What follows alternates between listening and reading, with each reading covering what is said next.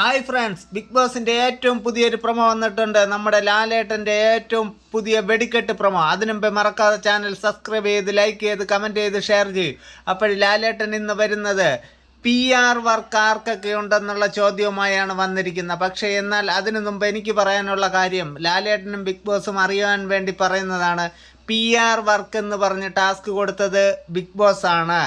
PR വർക്കില്ലാതെ ആരുണ്ടെന്ന ചോദ്യത്തിന് ആർക്കും ഉത്തരം കാണത്തില്ല. എന്നാൽ പലരും പല രീതിയിൽ കള്ളത്തരങ്ങൾ പറഞ്ഞാണ് നിൽക്കുന്നത്.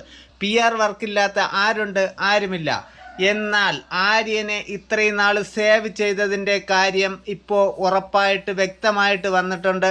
ആര്യൻ ഫൈനൽ വരെ എത്തുമെന്നുള്ളതും ഉറപ്പാണ്. കാരണം അഞ്ചാമത്തെ സീസണിലുണ്ടായിരുന്ന അകൽ മാരാറോടൊപ്പം മത്സരിച്ചിരുന്ന ശോഭ എന്ന് പറയുന്ന വ്യക്തിയുടെ അനിയനാണ്. സ്വന്തമല്ലെങ്കിലും അവർ റിലേഷനിലെ